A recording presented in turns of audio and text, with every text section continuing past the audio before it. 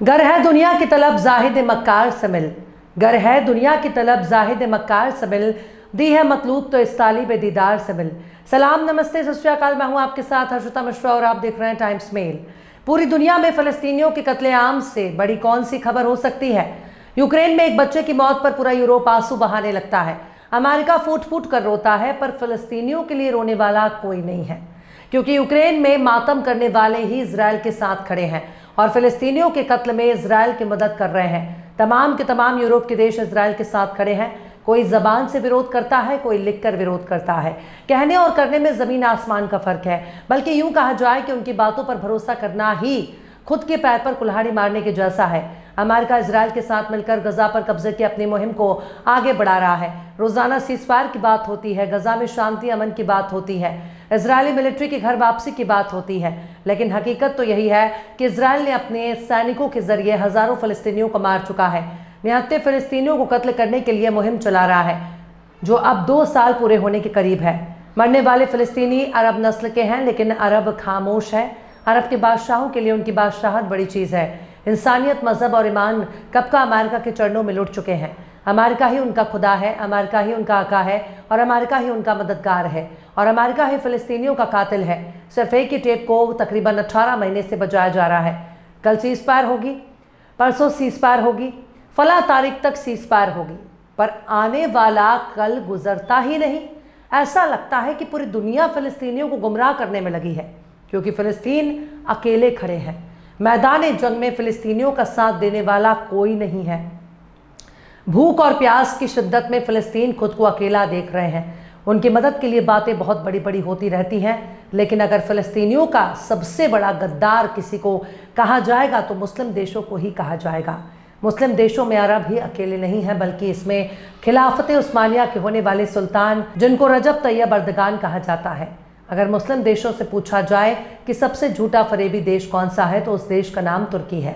रजब तैयब अर्दगान जैसा शख्स पूरी दुनिया में चिराग लेकर खोजने से भी नहीं मिलेगा, क्योंकि ये फ़लस्तीनियों के लिए सिर्फ बड़ी बड़ी बातें करते हैं, पर इनका पेट और पीठ दोनों ही इजराइल के साथ सटे हुए हैं, जो सिर्फ फ़लस्तीनियों के साथ गद्दारी कर रहे हैं।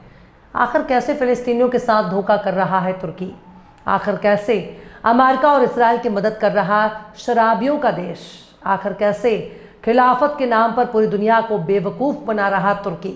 आखिर कैसे बहुत बड़ा बतौला साबित हो रहा है तुर्की का सदर? आखिर कैसे मुसलमानों की आंख में धूल झोंक रहा रजब तैयब अर्दगान? बताएंगे आपको और भी बहुत कुछ, लेकिन आप अगर हमारे चैनल पर नए हैं और पहली बार हमारी वीडियो को देख रहे हैं, तो आप हमारे चैनल टाइम्स मेल को सब्सक्राइब कर लें, वीडियो को लाइक कर दें और बेल आइकन का नोटिफिकेशन बटन भी ज़रूर से प्रेस कर दें, ताकि बिना देरी हमारी हर खबर आपको मिलती रहे। लौटते हैं अब खबर की तरफ। पूरी दुनिया में इस्लामी खिलाफत का सबसे बड़ा, खुद को दावेदार साबित करने वाला तुर्की फ़लस्तीनियों के लिए सबसे बड़ा झूठा और फरेबी साबित हो रहा है। इसमें अलग अलग ज़बान में टीवी सीरियल को डब करके पूरी दुनिया में फैलाया। इसके ज़रिए उसने खिलाफत उस्मानिया की सुनहरे दौर को दिखाना शुरू कर दिया। लोगों को इन टीवी सीरियल देखकर खिलाफत उस्मानिया सुनहरे दौर याद आने लगे।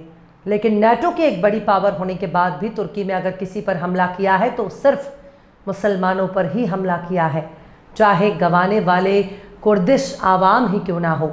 मिसाल के तौर पर सीरिया को आप देख सकते हैं। उनके जितने भी प्रोपेगेंडा सामने आए, उनको देखने के बाद तो यही कहा जा सकता है कि उन्होंने पूरी दुनिया में खुद की इमेज ब्रांडिंग की है। लेकिन 7 अक्टूबर 2023 की वारदात ने रजब तैयब अर्दगान के चेहरे पर पड़ा पर्दा हटा दिया है।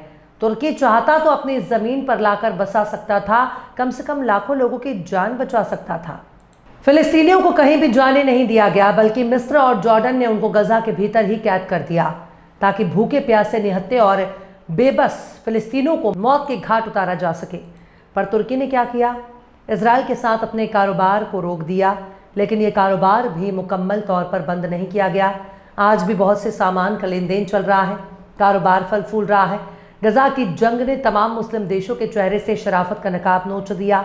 आज भी सलाउद्दीन अयूबी को पुकार रहे हैं, कोई भी सलाउद्दीन अयूबी नजर नहीं आ रहा, या फिर अरब ने अपनी कोख से सलाउद्दीन पैदा करना ही बंद कर दिया। लेकिन फ़लस्तीनियों को उम्मीद है कि उनकी आवाज़ आसमानों तक ज़रूर पहुँचेगी, कोई ना कोई मदद इलाही ज़रूर आएगी। तुर्की ने एक पत्थर भी इजराइल की तरफ नहीं उछाला। तुर्की ने अमेरिका और इजराइल की बाहों में बाहें डालकर मुल्क के शाम से फिलिस्तीन परस्त बशर अल असद की हुकूमत को गिरा दिया। वहां पर अहमद अल शरा उर्फ अबू मोहम्मद अल जोलानी को बैठा दिया, जो कल तक एक आतंकवादी था।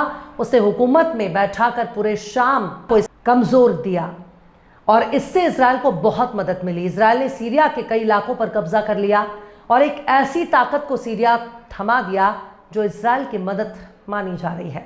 तुर्की ने सीरिया में बशर अल असद की तख्ता पलट के बाद सबसे ज्यादा फायदा उठाया है। अब तुर्की और सीरिया को सड़क के रास्ते जोड़ने के लिए हाईवे बनाने जा रही है। दोनों के बॉर्डर एक दूसरे से सटे हैं, लिहाजा अब सड़क के रास्ते सीधे ट्रांसपोर्ट किया जा सकेगा। जिसको अमेरिका ने एक आतंकवादी घोषित किया, अब उसी अहमद अल शरा को हुकूमत बैठने के बाद अमेरिका के सदर डोनाल्ड ट्रंप ने हाथ मिलाया, उस पर लगी पाबंदियों में राहत देना शुरू कर दिया। कल तक जिसको मारने के लिए अमेरिका कोशिश कर रहा था, वही जोलानी अमेरिका का पसंदीदा नेता बन चुका है। जोलानी की हुकूमत कायम होने के बाद अब इजराइल की मुखालिफत करने वाला सीरिया अब तुर्की की मदद से इजराइल और अमेरिका का सबसे बड़ा पिट्ठू बन गया है। अब वो इजराइल को तस्लीम करने जा रहा है, एक मुल्क के तौर पर इजराइल को कबूल करने जा रहा है, उसे अपने ताल्लुकात बेहतर बनाने जा रहा है। साफ तौर पर कहा जाए तो अब्राहम अकॉर्ड का हिस्सा बनने जा रहा है। वो अमेरिका की निगरानी में अब्राहम अकॉर्ड पर साइन करने जा रहा है। अब तुर्की से पूछा जाना चाहिए कि उसने बशर अल असद की हुकूमत को ख़त्म करके किसकी मदद की है। बशर अल असद का तख्ता पलट के बाद सबसे ज़्यादा इजराइल को फ़ायदा हुआ है और इसके लिए तुर्की को ही जिम्मेदार माना जाएगा। रजब तैयब अर्दगान गजा की जंग शुरू होने से पहले और शुरू होने के बाद सिर्फ बड़े बड़े बयान देते आए हैं। उनके बयानों से फ़लस्तीनियों की सेहत पर कोई फ़र्क नहीं पड़ा। इजराइल और तुर्की के बीच के ताल्लुकात भी कोई ढके छुपे नहीं हैं। इजराइल और तुर्की के रिलेशन खुल्लम खुल्ला चले आ रहे हैं। अरब देश में तो थोड़ी बहुत शर्मो हया बाकी है, क्योंकि अभी भी अरब देशों ने इजराइल को कबूल नहीं किया। चंद मुस्लिम देशों के अलावा ज़्यादातर ने इजराइल को कबूल नहीं किया। तमाम के तमाम मुस्लिम देश समेत गैर मुस्लिम देश भी इजराइल को कबूल नहीं कर पाए, क्योंकि वो इजराइल को फ़िलिस्तीन पर कब्जा करने वाला मानते हैं। लेकिन गजा की बड़ी बड़ी बातें करने वाले रजब तैयब अर्दगान को क्या कहा जाएगा। खुद को खलीफा बनाने के लिए बेताब नजर आने वाले रजब तैयब अर्दगान ने पूरी दुनिया के मुसलमानों की उम्मीदों पर पानी फेर दिया। तुर्की ने टीवी सीरियल के जरिए खिलाफत उस्मानिया के दौर दिखाना शुरू कर दिया, लोगों के जहन को जगा दिया। लेकिन जब आजमाइश का वक्त आया तो लंगोट समेट कर भाग खड़ा हुआ। तुर्की के पास नेटो की पावर है, फिर भी तुर्की गजा के लोगों के साथ खड़ा नहीं रह सका। फ़िलिस्तीनियों के लिए केवल बड़ी बड़ी लफाज करने वाला तुर्की असल में एक कारोबारी है, जिसने फ़िलिस्तीनियों का इस्तेमाल सिर्फ अपने मतलब के लिए किया। अब सीरिया तुर्की के हाथों से सीधे इजराइल के हाथों में जा चुका है और शायद नाम नेहाद खलीफा की यही हकीकत दुनिया के सामने आ रही है, जिसे पहचानने की ज़रूरत है। बहरहाल चलते चलते आखिर में अफजल एलाहाबादी ने भी क्या खूब फरमाया है, अब तो हर एक अदाकार से डर लगता है, अब तो हर एक अदाकार से डर लगता है, मुझको दुश्मन से नहीं यार से डर लगता है। फिलहाल इस खबर में बस इतना ही। इस पूरी खबर को शम्स तबरेज़ ने लिखा है, जिन्हें आप ट्विटर पर भी फॉलो कर सकते हैं। ट्विटर हैंडल है @शम्स तबरेज़ काजी। ये वीडियो आपको कैसा लगा कमेंट बॉक्स में ज़रूर से बताइएगा। वीडियो पसंद आए तो लाइक करें, शेयर करें और बेबाक निष्पक्ष स्वतंत्र पत्रकारिता को सपोर्ट करने के लिए आप हमारे चैनल टाइम्स मेल को ज़रूर से सब्सक्राइब करें और हाँ, बेल आइकन की घंटी वाली बटन आप ज़रूर से दबा दें, ताकि आपको हमारे आने वाले नए वीडियो की नोटिफिकेशन फौरन ही मिल जाए। फिर मिलता है किसी और वीडियो में एक नई खबर के साथ। हर्षिता मिश्रा को दीजिए इजाज़त। जय हिंद। अगर अभी तक आपने हमारे चैनल टाइम्स मेल को सब्सक्राइब नहीं किया है तो जल्दी से सब्सक्राइब कर दें और बेल आइकन भी प्रेस कर दें।